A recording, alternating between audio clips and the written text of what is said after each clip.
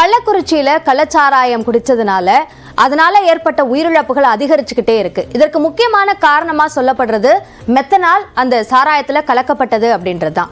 மெத்தனால்னா என்ன அப்படின்னா அது ஒரு இண்டஸ்ட்ரியல் ஆல்கஹால், ஒரு கெமிக்கல் பர்பஸ்க்காக அதை பயன்படுத்துறாங்க அப்படின்னு சொல்லப்படுது. அது முக்கியமா ஏற்கனவே நம்ம பயன்படுத்துற நிறைய பொருட்கள்ல இந்த மெத்தனால் கலக்கப்பட்டிருக்கு.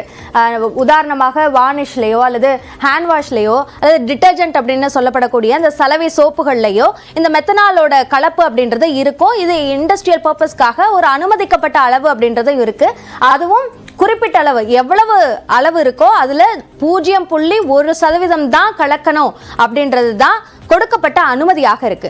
அப்படி இந்த அனுமதிக்கப்பட்ட அளவை தாண்டும் போது, அதை உட்கொள்ளும் போது நிறைய பாதிப்புகள், உயிரை கொள்ளும் வரையிலான பாதிப்புகள் ஏற்படுறதுக்கு வாய்ப்பு இருக்கு. அது 2 ஸ்டேஜா பிரிக்கிறாங்க. ஒன்னு இன்சைடியர் ஸ்டேஜ் அப்படின்னு சொல்லப்படக்கூடிய மறைமுகமாக பாதிப்பை ஏற்படுத்துற வெளியில தெரியாத ஒரு நிலை.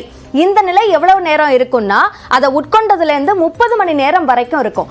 30 மணி நேரம் வரைக்கும் கூட உள்ள என்ன பாதிப்பு ஏற்படுது அப்படின்றது ஒரு தெரியாத ஒரு நிலையில கூட இருக்கலாம் அப்படின்னு சொல்லப்படுது. அதனால உள்ள என்ன பாதிப்புகள் ஏற்படுது அப்படின்றது பெருசா அது வந்து ஆல்கஹால் உட்கொண்டதுனால ஏற்பட்ட பாதிப்பு அப்படின்னு சொல்லி நம்ம கடந்துடுறதுக்கான வாய்ப்பு இருக்கு. ஸோ அதுதான் இந்த நிலை. இதற்கு அடுத்த நிலை தான் பார்த்தா விஷத்தன்மை நிலை, அதாவது பாய்சனஸ் ஸ்டேஜ் அப்படின்னு சொல்லுவாங்க. இந்த பாதிப்பு அப்படின்றது வந்து அந்த குறிப்பிட்ட அதை உட்கொண்டவரோட உடல்நிலையை பொறுத்தும் அதை எவ்வளவு உட்கொண்டாங்க அப்படின்றத பொறுத்தும் அதை குடிச்சதுல இருந்து 1 மணி நேரத்துல இருந்து 2 நாட்கள் வரைக்கும் அதோட பாதிப்பு பெரிதளவுல இருக்கும். அது என்ன பாதிப்பாக இருக்கும்னா வாந்தி, வயிற்று வலி, தலைவலியாக இருக்கும்.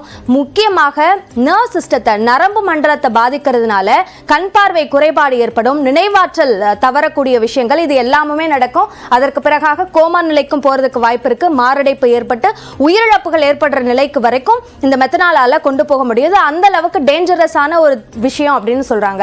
ஏன் வந்து லேட் ஆக அந்த உயிரிழப்பு நடக்குது அப்படின்றதுக்கு நம்ம ஏற்கனவே பார்த்தா அதோட பாதிப்பு அப்படின்றது வந்து ஒரு முக்கியமான காரணம். அது உள்ள நம்மளோட உடலுக்குள்ள போய் அதோட ரியாக்ஷன் ஆரம்பிக்கிறதுக்கு தாமதம் ஆகலாம், அதை உட்கொண்டவரோட உடல்நிலையை பொறுத்து.